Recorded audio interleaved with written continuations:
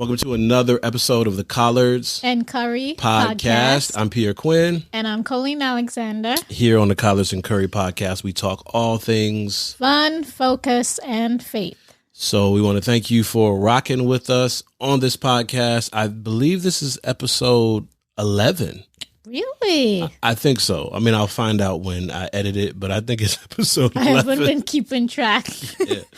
So all of the support, all the shares, all the conversation that has come as a result of this podcast, this COVID project. Thanks for hanging out with us. Yeah. Thanks for all the support. So we do this podcast for about 29 minutes, and let's get into our conversation for today. So, babe, what you want to talk about?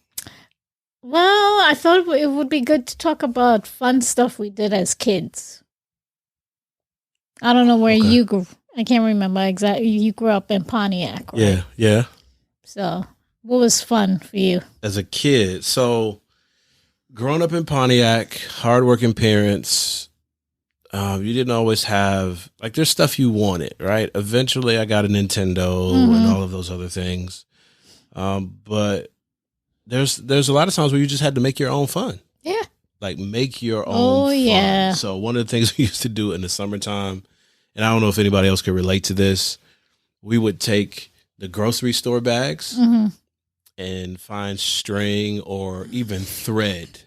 And why are you laughing already? Because I never heard anyone made You never made a hood kite? I never made a kite from a grocery bag. So you don't even really make the kite. You just use the bag. You tie the string to the grocery bag, and you just, like you would a kite, you run until the wind catches it, and you get a good 2-3 minute lift out of that grocery bag. The hood kite, no hood kites? We were a little more advanced. Wow. No, I'm not gonna say that. Wow, you never made a hood kite? I never did that. Okay. We use paper though, like from your. Oh, y'all made kites? Yeah. Oh, no. Hood kite.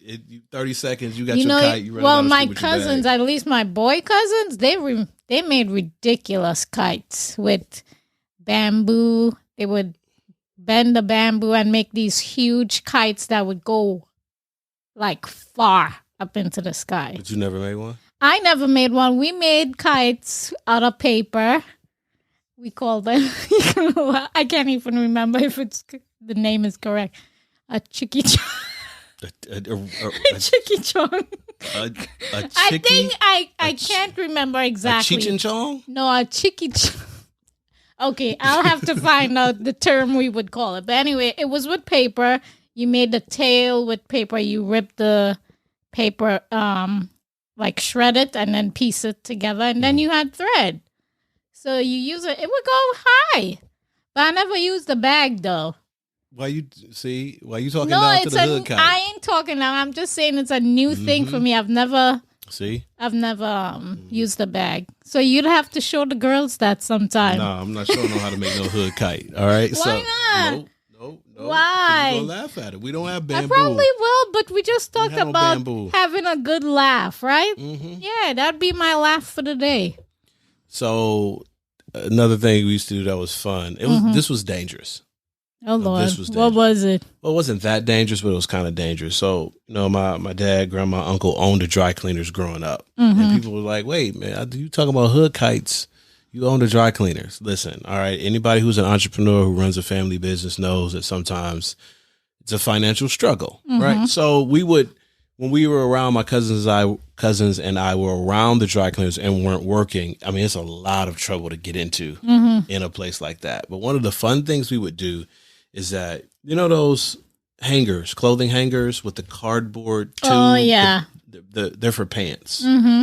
So if you take the tube off and then you have the wire part, most people can't see, but you have that wire part. Yeah. If you fold that wire part into each other and hook it together, and then you string a rubber band between the hook part and the bottom part, you use the cardboard pieces, you break them up as projectiles. Oh, I could see how you could do that, yeah. Boy, we hurt each other in some type of bad way. Didn't you say your mama used to spank you with that cardboard?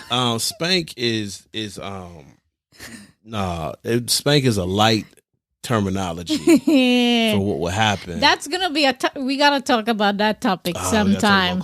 Yeah. Punishment. Mm-hmm. Yeah.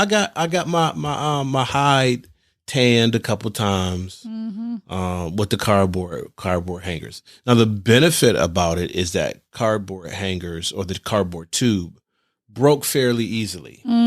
So 1-2 pops is broken. Yeah, it's done. We're done, and unless she goes to get another one, but that's a different. I mean, That's I turned out a different okay. episode we'll talk about. So for me, what else I used to do as a kid? My favorite thing, like my sisters and I and my cousins, we would go exploring like all day on our own. So my mom would be home, my dad is out working, my mom is home cooking. And from in the morning, this is when school is out, of course, we're like exploring. And we would go in what we call back home a lagoon. And the lagoon is basically, it's kind of saturated with water. And there's lots of grass and stuff out there.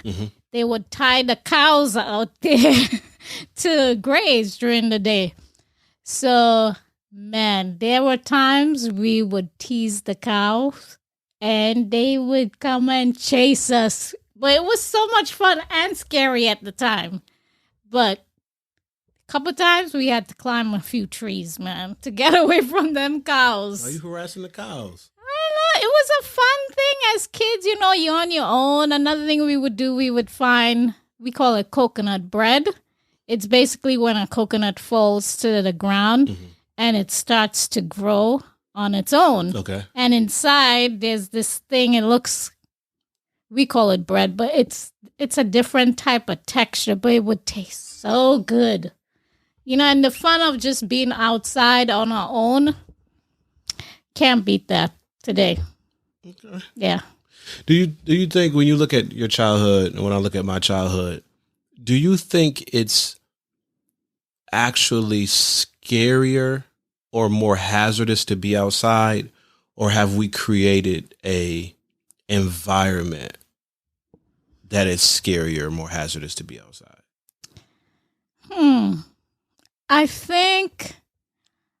I don't think there's more like dangerous people out there. I think it's the same amount, but we're definitely more aware now. And so because of that, sometimes we kind of transfer that fear to our kids.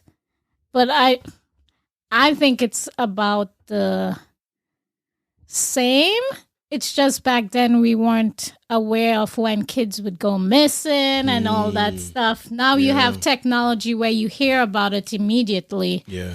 And so we're way more aware now, I think, of those things. It's not, back then it wasn't something that we thought about constantly, but now you think about kidnapping, human trafficking, all of that. Because those things were going on. They were going on. Our awareness may have been different. Yeah. And I wonder how much, we talk about screens, right? We want to get our kids off screens and give them alternatives in that fight and that debate.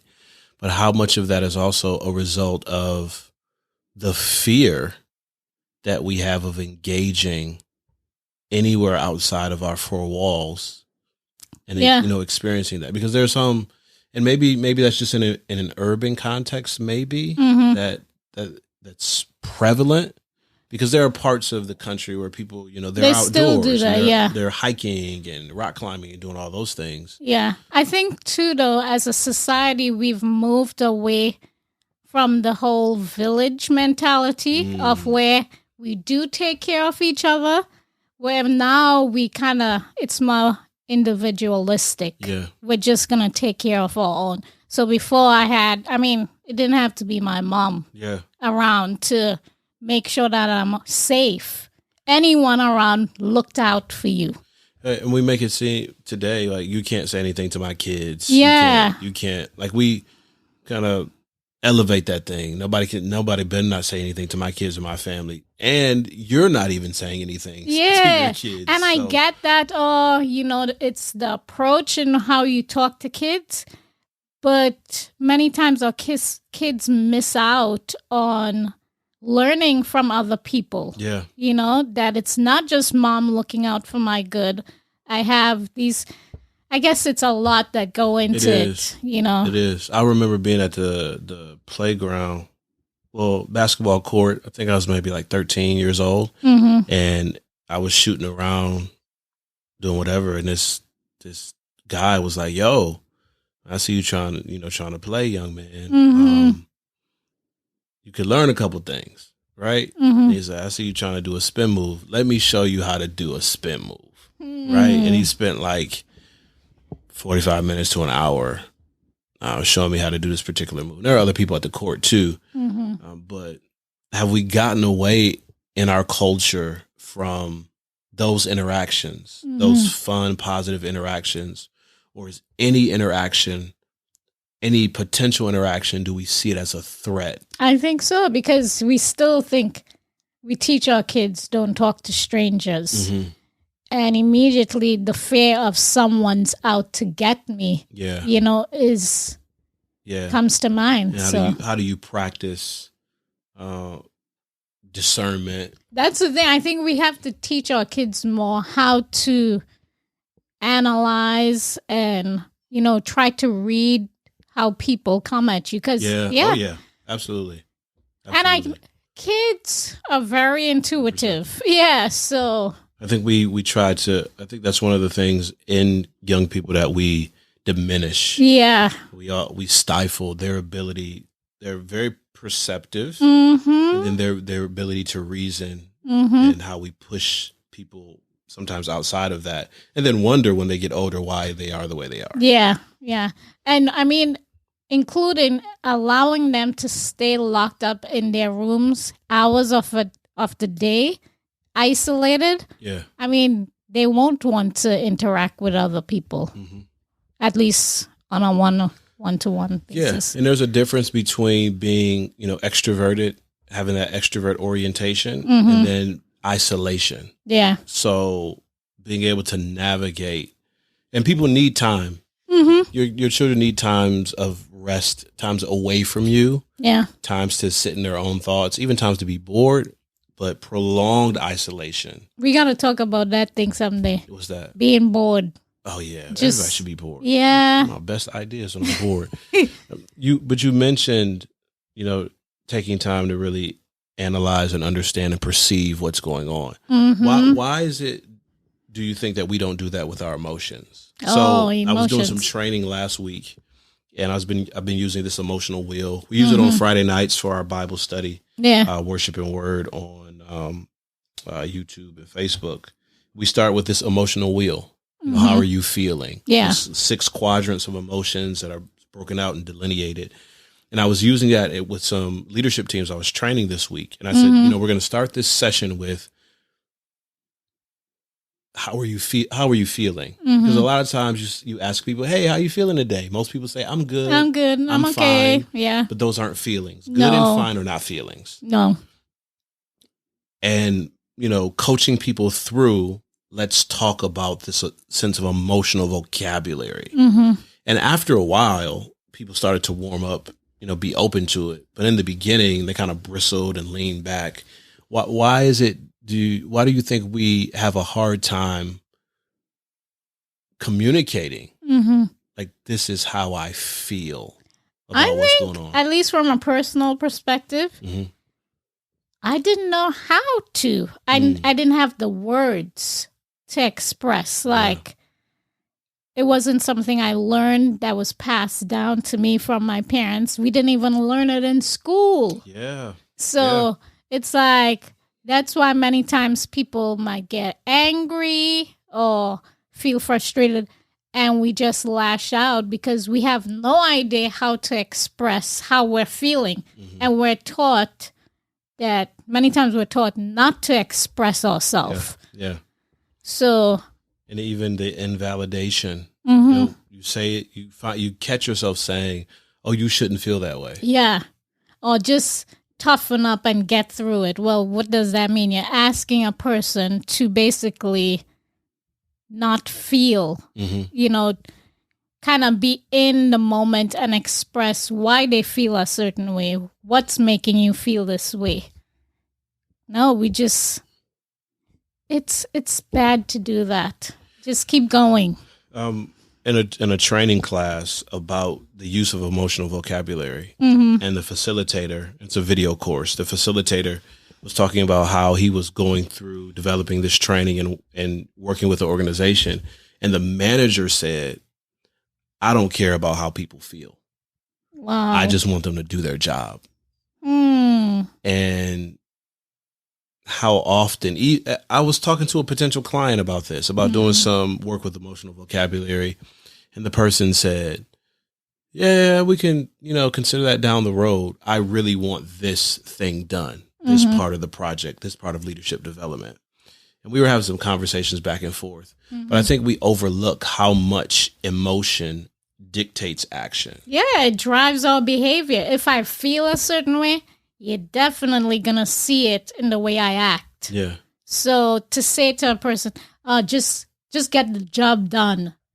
You're going to see it in the way I work with others, our interaction, it's going to come out.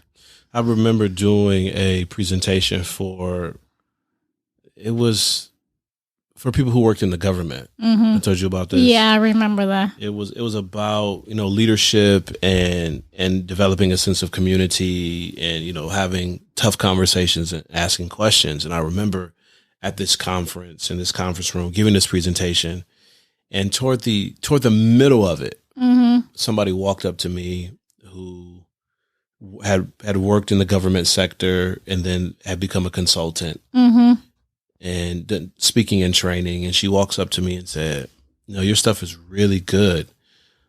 But here's a piece of information that you don't know. In some cases, in many cases, you can't have conversations like that. There is a division or a section or someone who is assigned to have those tough conversations with people. So you can't really have them. So it's a limited compartment, basically. Yeah. And it was tough because I don't know government sector org structure like that. So I guess I could read up on and study. But it just kind of threw me off because I was wondering what was the disconnect? And the space and, I guess worried for a job and the competition and the intensity and the kind of the structure of things that make it the rigidity of it. Yeah. That tell you can't. And can you imagine, and some of us know this who are listening to this podcast, you're working for 8, 10, 12 hours a day. And you're in a context where you're having to be forced to not share, not be human. How are you going to respond when you come home? Or when you interact in any other social construct? Yeah, it's unrealistic. You're telling a human being, act this way, but when you get home, switch on immediately and be able to be loving to your spouse and, embrace your kids. It's gonna be tough to do. Yeah. So, but I think it has a lot to do with specifically the culture you come from too. Yeah. It's, for some people, it's all about just getting the job done. When for other communities, it's about coming together and embracing each other. You just got to read the situation, I guess. I talk a lot just in general about the Industrial Revolution and the model, the factory model, and that implication on how we do everything. We do everything based on that model. And that is a fixture in American culture. You go in, you clock in, you do your job, you make your widget or you make your car in American culture, and you just stand on the line, you do your job, and then you leave your job. Let's be real. That when you look at the educational system, it's just like that. We put our kids in rows and we tell them, get this done by this hour. You got to get this assignment done. And it's like, where's the room for creativity? Where's the room for interaction? I mean, we don't want the kids to talk in the cafeteria. Which is crazy because we take them through that educational process. Yeah. And then when they get into jobs, you bring in people like me Yeah. to figure out why you aren't talking Why? to each other. Yeah. But Yep. we socialize. I mean, educational researchers will tell you circles are better than rows. Mm-hmm. So why are we still sitting in rows? It's so ingrained in us. Put them in a row. No, we want them to interact. We want them to talk because. But the education system is to get them ready for the factory. It is. It is just priming them to go get that job and get it done. You know, when you think about what we teach or what we don't teach, and how we're socialized in response to that, and the challenges that it presents for us later on in life. Yeah, I think a lot of how a lot of people are referencing religion and spirituality today. So it was an article that was sent to me by my friend D. Rich, and it was talking about how the current generation is really leaving behind a sense of religion and embracing a sense of spirituality. Now, that I'm sounds super crazy. opinionated. That sounds. I know for earlier generations, they would be like, "What?" Mm-hmm. It's kind of like when Kirk Franklin came out with his album. My Religion? Yeah. Yeah. People got all upset and what is he talking about? He's just walking away from God and... Yeah. So tell me your thoughts about that. Okay. So I want to approach it from this angle. Mm-hmm. What can commonly happen, I need to be very careful of speaking in generalizations because I do that a lot. But what can commonly happen is that a person is born into a religious household, whatever the faith tradition is, and they are taught or they catch a set of practices. Yeah. This is your behaviors. This is when you go to church. This is when you go home. This is what you eat. This is what you should listen to. This is how you should dress. We're taught the principles of how to navigate and survive, and even in many cases thrive in this religious community. Yeah. But I think a lot of times we miss out on teaching people the heart of what those things were supposed to point to. It kind of goes back to what we were just talking about, though. Don't you see? It's like you get this done, but we don't want the expression in there. That's so, To have the emotion is wrong. But when I believe in having a relationship with God, it takes both logic and emotion.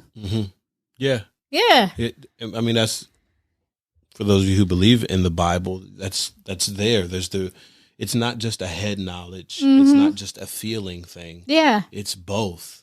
So that's why many times we may go to a particular type of service, and you see some people expressing themselves and others will be like, well, wait, why are you doing that? Why does it take all you that? should be listening and getting the stuff from the sermon. And yeah, that's true. You get the meat from the sermon, but it's okay to express how you're feeling. You know, my favorite classic and overused comeback for that. You sit super stoic in a worship environment in a church service, but then when your football team is playing on Sunday, you turn in cartwheels or soccer or whatever it is, your sport or whatever entertainment of choice is. You cheer and you express yourself. Why is it okay in that environment for me to be expressive to what's happening? Yeah, or have an emotional response, and excitement or jubilation to what's happening. But in this environment, I have to be very stoic. I have to be almost expressionless as a sign of my holiness. Yeah. Whatever. I think it goes back a lot to where we get our stuff from. What behaviors are expected of us in church. Yeah. And I mean, if we're honest, one particular denomination, we're taught you can't express yourself in church. Yeah. It's not okay to do that.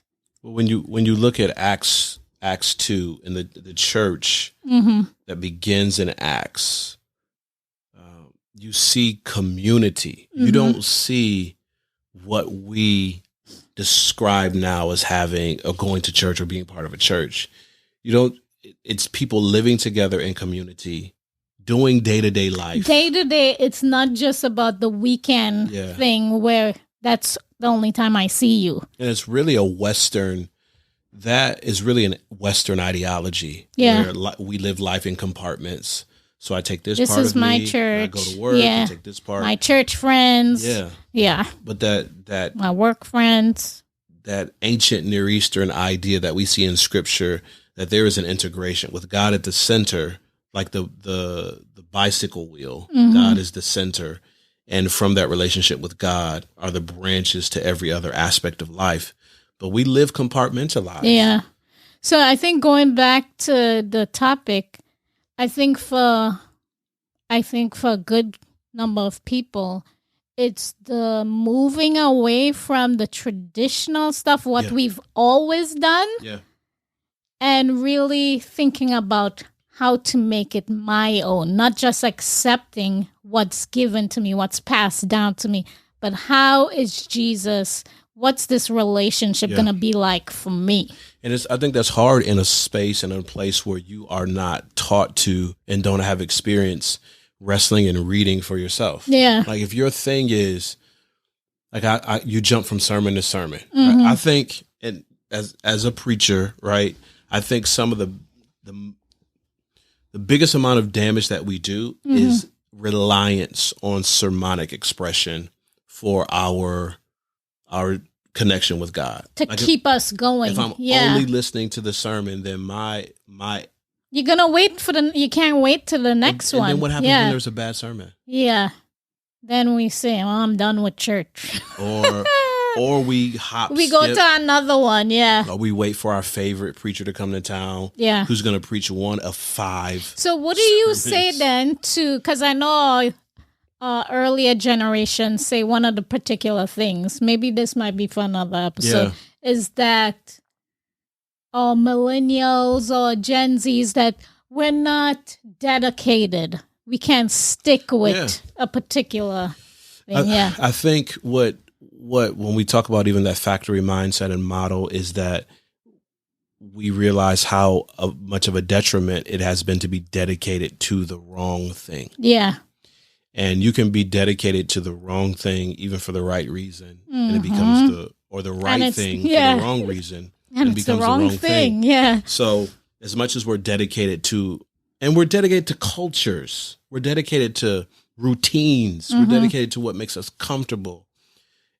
Can I use that same amount of dedication or intensity when it comes down to actually reading and studying for myself? I haven't seen a lot of dedication toward that. But as long as I go to church, as long as I dress a certain way, as long as I eat a certain thing, as long as I check get those it done, boxes, I'm safe, even if that means never studying for myself. So when it comes down to throwing off my parents' religion, I think it's sometimes easy to throw off something that you've never studied or understood really for yourself. Yeah. Well, I think it's definitely another episode we'll have to discuss. Yeah. Generations. That's a big deal. Oh, yeah. We got to do generations. Maybe we'll talk about that next time. Yeah. So until then. Take care, guys, and thanks for the support. Bye.